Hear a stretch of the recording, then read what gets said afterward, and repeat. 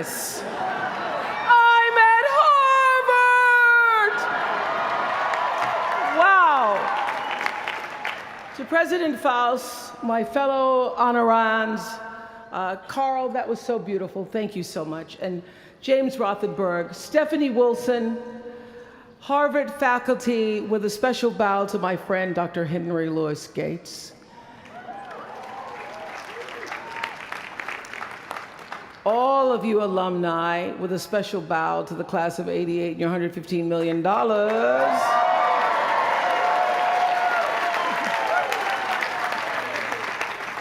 And to you, members of the Harvard class of 2013, hello. I thank you for allowing me to be a part of the conclusion of this chapter of your lives and the commencement of your next chapter. To say that I'm honored doesn't even begin to quantify the depth of gratitude that really accompanies an honorary doctorate from Harvard. Not too many little girls from rural Mississippi have made it all the way here to Cambridge, and I can tell you that I consider today, as I sat on the stage this morning, getting teary for you all and then teary for myself, I consider today a defining milestone in a very long and a blessed journey. My one hope today is that I can be a source of some inspiration. I'm going to address my remarks to anybody who's ever felt inferior or felt disadvantaged, felt screwed by life. This is a speech for the quad.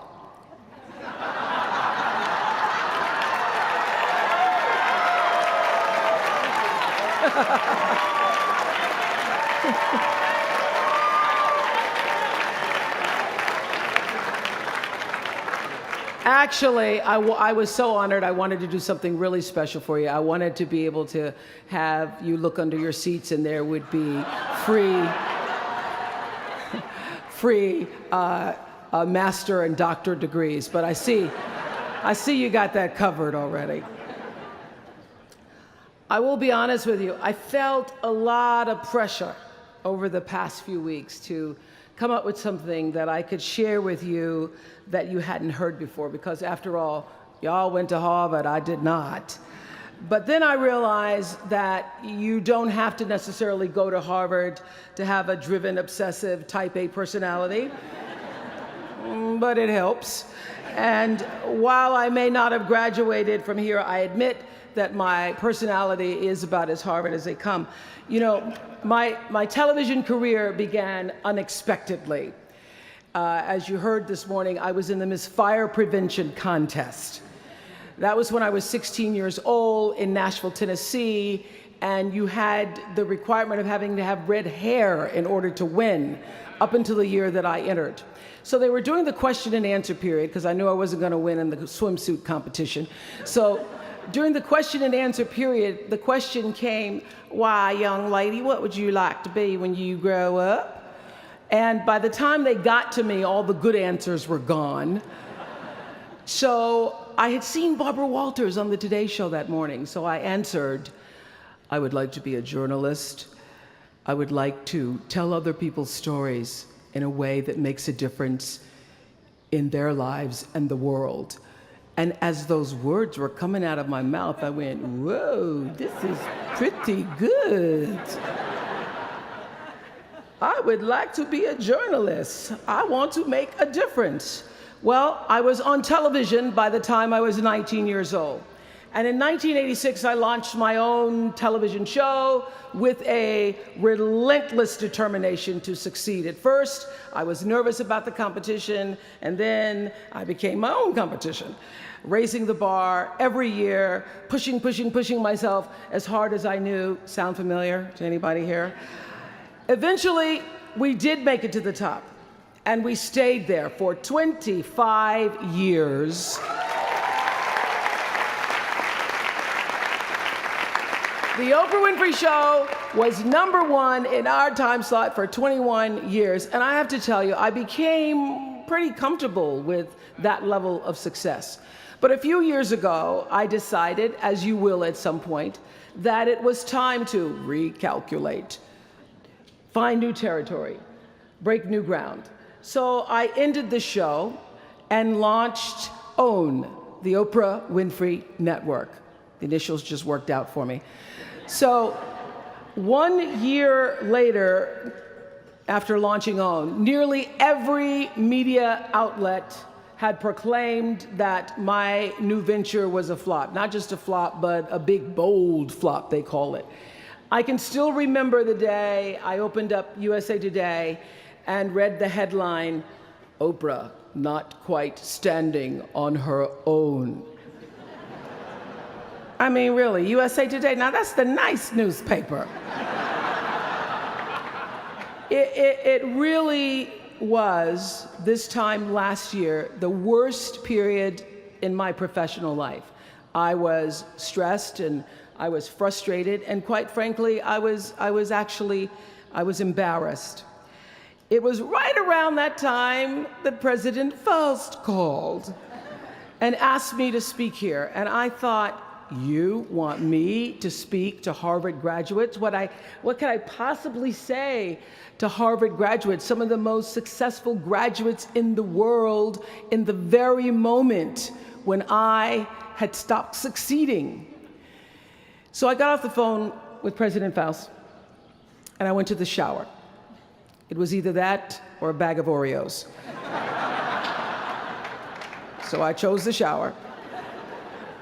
And I was in the shower a long time, and as I was in the shower, the words of an old hymn came to me. You may not know it. It's by and by, when the morning comes. And I started thinking about when the morning might come, because at the time I thought I was stuck in a hole. And the words came to me, trouble don't last always, from that hymn. This too shall pass. And I thought, as I got out of the shower, I am going to turn this thing around, and I will be better for it. And when I do, I'm going to go to Harvard, and I'm going to speak the truth of it. So I'm here today to tell you, I have turned that network around.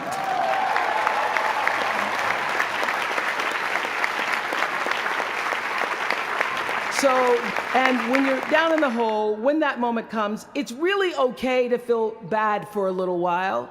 Give yourself time to mourn what you think you may have lost. But then, here's the key. Learn from every mistake, because every experience, encounter, and particularly your mistakes, are there to teach you and force you into being more of who you are. And then figure out what is the next right move. And the key to life is to develop an internal, moral, emotional GPS that can tell you which way to go. Because now and forevermore, when you Google yourself, your search results will read, Harvard 2013. And in a very competitive world, that really is a calling card, because I can tell you, as one who employs a lot of people, when I see Harvard, I sit up a little straighter and say, where is he or she? Bring them in. It's an impressive calling card that can lead to even more impressive bullets in the years ahead. Lawyer, senator, CEO, scientists, physicists, winners of Nobel and Pulitzer Prizes, or late-night talk show host.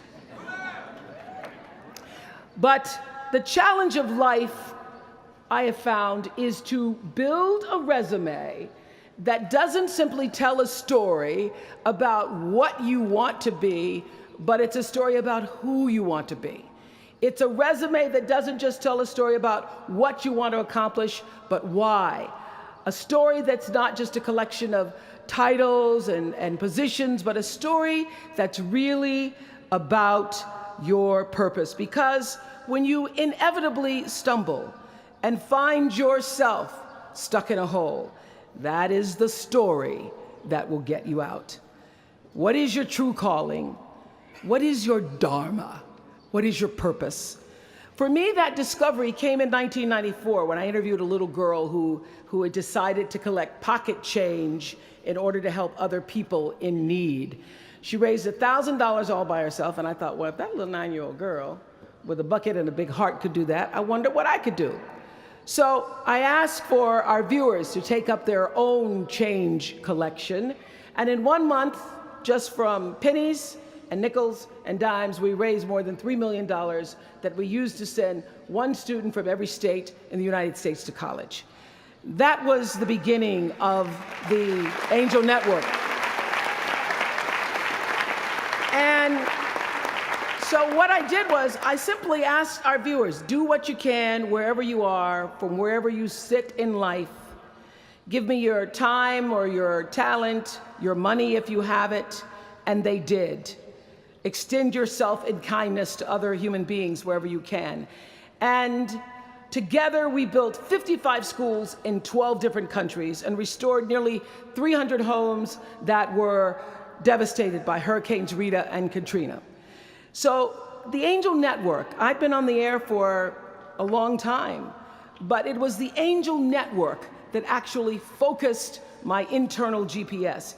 It helped me to decide that I wasn't just going to be on TV every day, but that the goal of my shows, my interviews, my business, my philanthropy, all of it, whatever ventures I might pursue, would be to make clear that what unites us is ultimately far more redeeming and compelling than anything that separates me.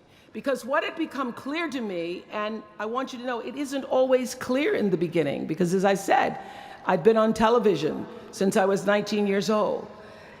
But around 94, I got really clear. So don't expect the clarity to come all at once, to know your purpose right away.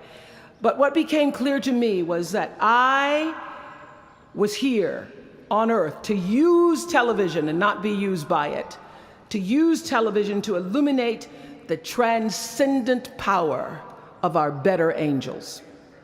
So this Angel Network, it didn't just change the lives of those who were helped, but the lives of those who also did the helping. It reminded us that no matter who we are, or what we look like, or what we may believe, it is both possible and, more importantly, it becomes powerful to come together in common purpose and common effort.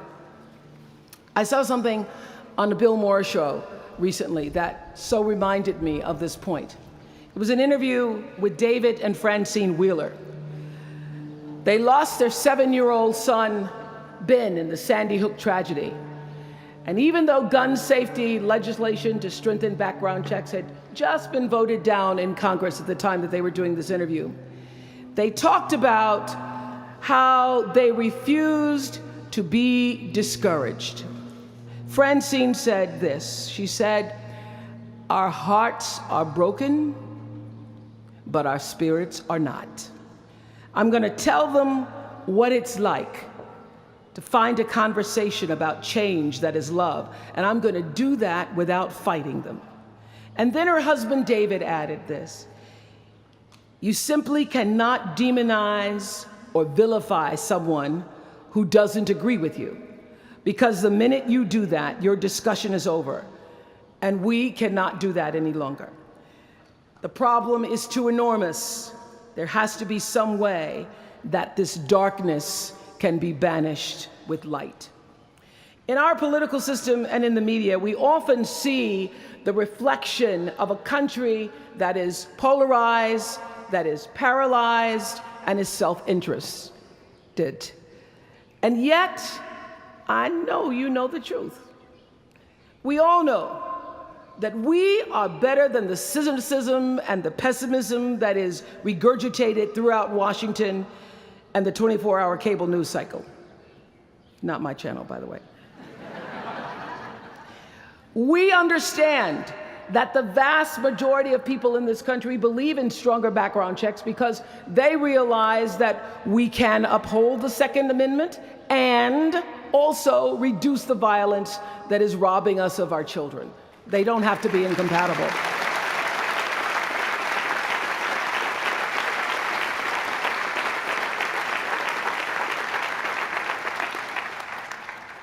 And we understand that most Americans believe in a clear path to citizenship for the 12 million undocumented immigrants who reside in this country, because it's possible to both enforce our laws and at the same time embrace the words on the Statue of Liberty that have welcomed generations of huddled masses to our shores. We can do both.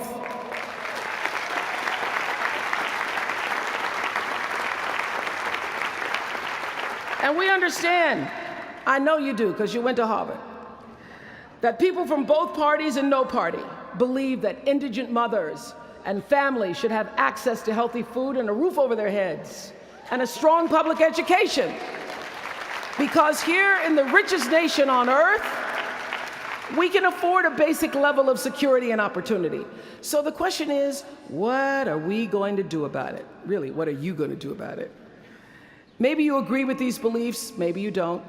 Maybe you care about these issues, or maybe there are other challenges that you, class of 2013, are passionate about.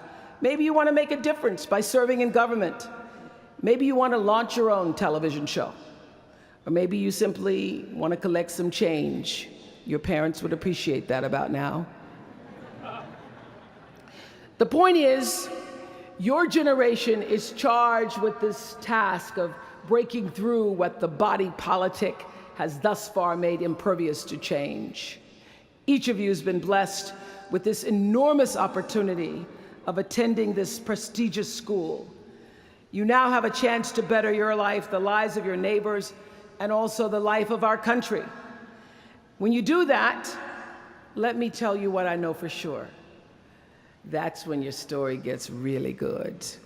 Maya Angelou always says, when you learn, teach. When you get, give. That, my friends, is what gives your story purpose and meaning. So you all have the power in your own way to develop your own angel network. And in doing so, your class will be armed with more tools of influence and empowerment than any other generation in history. I did it in an analog world. I was blessed with a platform that at its height reached nearly 20 million viewers a day. Now here in a world of Twitter and Facebook and YouTube and Tumblr, you can reach billions in just seconds. You're the generation that rejected predictions about your detachment and your disengagement by showing up to vote in record numbers in 2008. And when the pundits said, they talked about you, they said you'd be too disappointed, you'd be too dejected to repeat that same kind of turnout in the 2012 election, and you proved them wrong by showing up in even greater numbers. That's who you are. This generation,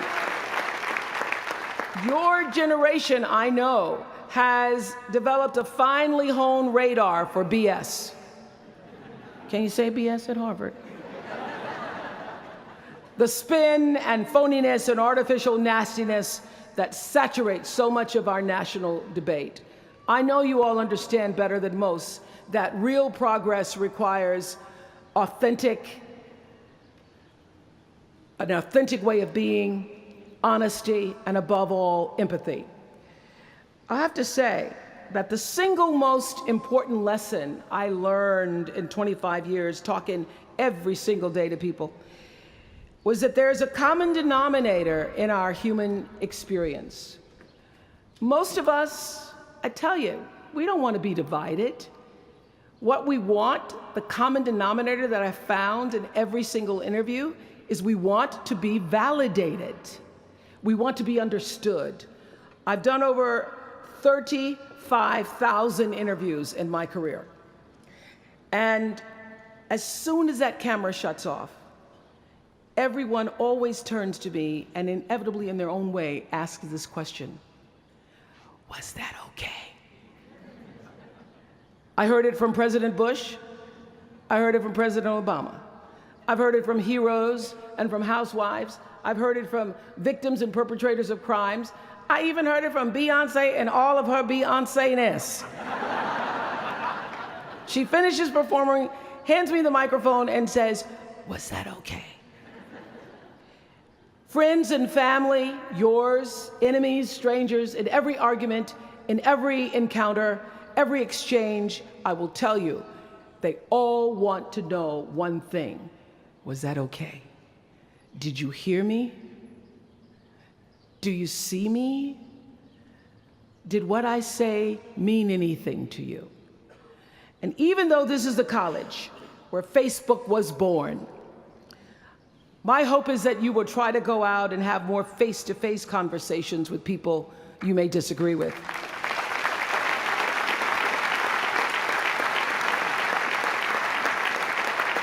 That you'll have the courage to look them in the eye and hear their point of view, and help make sure that the speed and distance and anonymity of our world doesn't cause us to lose our ability to stand in somebody else's shoes and recognize all that we share as a people. This is imperative for you as an individual and for our success as a nation. There has to be some way that this darkness can be banished with light. Says the man whose little boy was massacred on just an ordinary Friday in December. So whether you call it soul or spirit or higher self, intelligence, there is, I know this, there's a light inside each of you, all of us, that illuminates your very human beingness if you let it. And as a young girl from rural Mississippi, I learned long ago that being myself was much easier than pretending to be Barbara Walters. Although when I first started, because I had Barbara in my head, I would try to sit like Barbara, talk like Barbara, move like Barbara. And then one night I was on the news, reading the news, and I called Canada Canada. And that was the end of me being Barbara. I cracked myself up on TV, couldn't stop laughing, and my real personality came through. And I figured out, oh gee, I can be a much better Oprah than I could be a pretend Barbara. I know that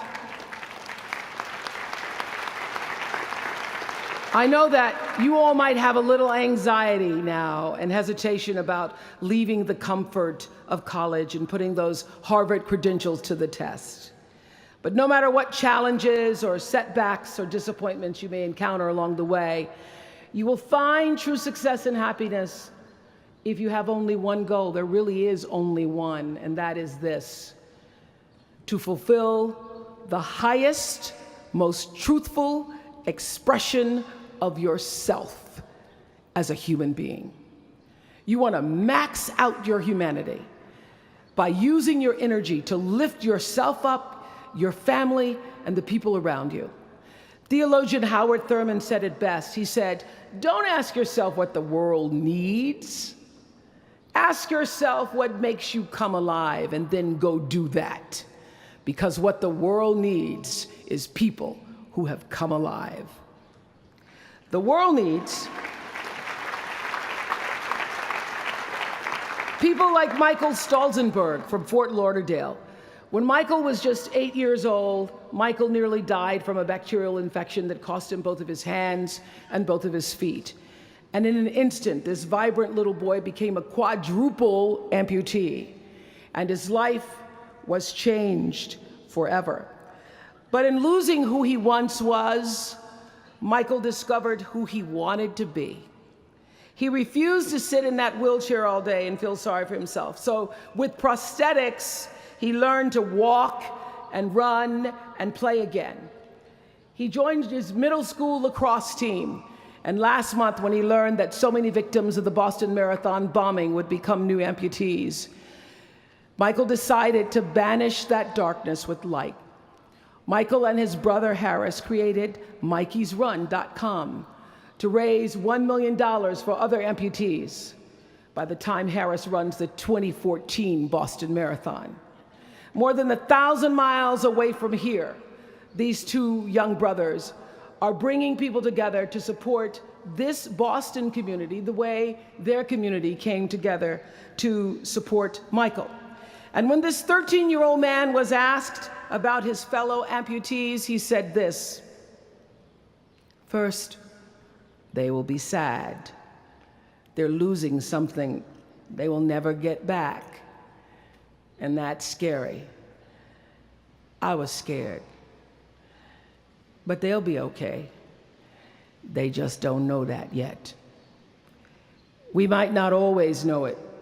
We might not always see it or hear it on the news or even feel it in our daily lives. But I have faith that no matter what, class of 2013, you will be okay.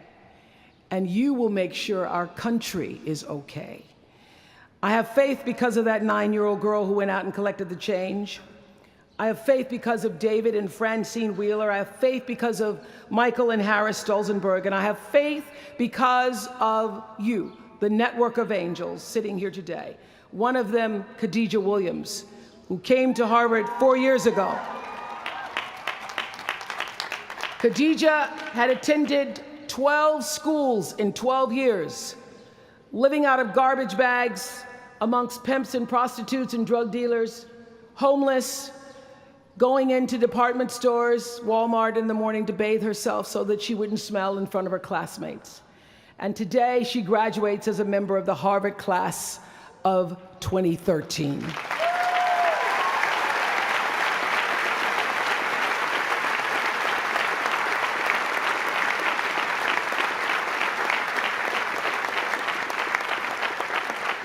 From time to time, you may stumble, fall. You will for sure count on this. No doubt. You will have questions and you will have doubts about your path. But I know this, if you're willing to listen, to be guided by that still small voice that is the GPS within yourself, to find out what makes you come alive, you will be more than okay. You will be happy, you will be successful, and you will make a difference in the world. Congratulations, class of 2013. Congratulations to your family and friends. Good luck, and thank you for listening.